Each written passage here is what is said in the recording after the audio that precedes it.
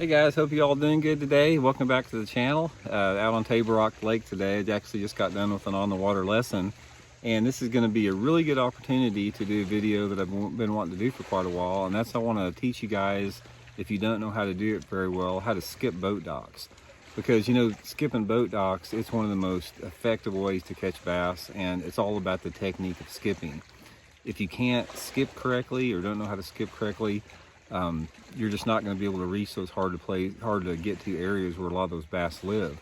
And there's some stuff that I can help teach you guys here if you're not real good at it, that's going to help you out as far as, you know, overcoming the more difficult parts of it. So I'm going to give you guys an on the water demonstration here in a second, but first of all I want to talk a little bit about the technique and some things that will help you out with it.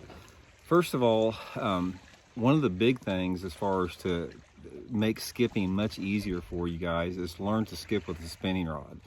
You see a lot of guys skipping with bait casters. The only time I ever skip with bait casters, guys, if I'm skipping a chatterbait or a bigger swim bait, a bait that weighs quite a bit. Other than that, 90% of my skipping is done with a spinning rod, because you can simply put a bait with a spinning rod in places you can't get to him with a bait caster. There's no doubt at all. And most of the time when I'm fishing docks, I'm fishing more finessey type stuff, like wacky rigs, you know, tubes, you know, finesse jigs, that type of stuff, little bitty swim baits, you know, smaller stuff that I'm trying to finesse out. Another thing that'll help you out is getting the right rod. The one that I've used here is the Mega Bass Whip Snake. It's a 6 foot 10-inch rod, sort of a medium fast tip.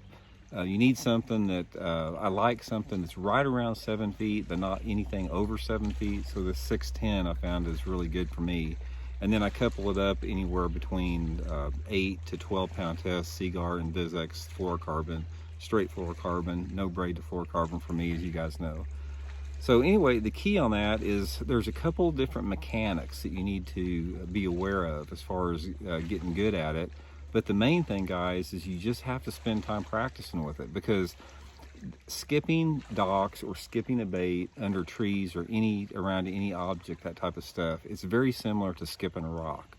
If you guys, everybody out there has skipped rocks before, and if you guys have skipped rocks, you know that you have to get your trajectory and your angle just right, and it's no different than when you're skipping a bait under docks and that type of stuff.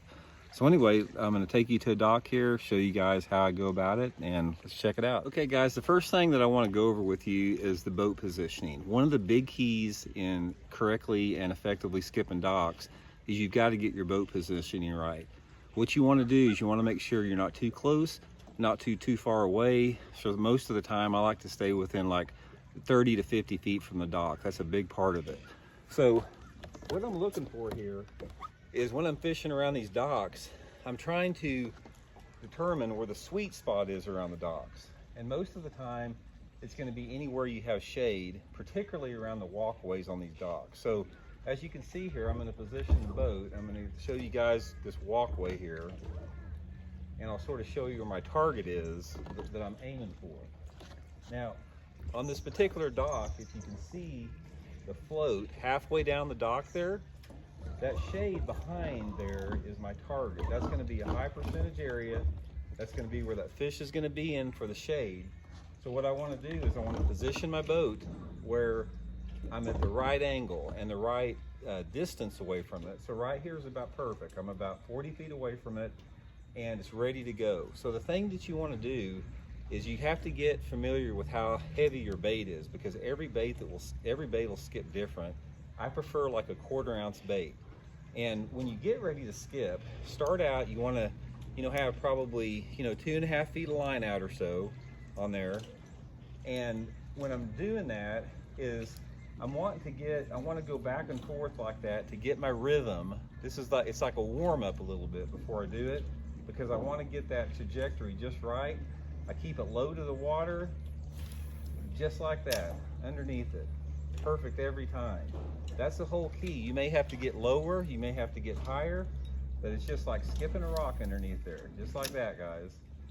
And as you can see, it's like once you get good at it, you can put it anywhere. See that little cable right there? That cable's hanging about 6 inches above the water. Just watch this. Right underneath it. Just perfect like that.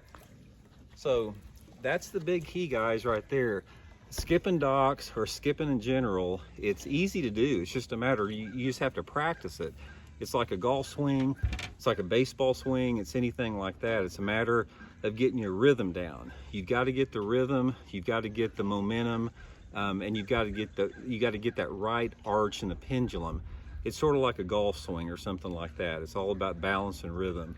So the main thing is, I'll give you guys advice on it, is get the right equipment on there, skip with the right lure, you know, stay with those baits that are 1/4 ounce or less. Are going to skip a lot easier, and just get out there and practice. I mean, that's the main thing about it. It's going to help you out if you just do it, and once you get to where you're good at it, you're going to be able to put your bait where 90% of the anglers can't put their bait, and that's where those fish are around these docks. These fish that live around these docks, they don't live around the easy to get to outside corners very often. Most of the time they're in the darkest, shadiest areas, the most complex part of the docks, and skipping a bait in there is a way to catch them. So anyway, I hope that helped you guys out.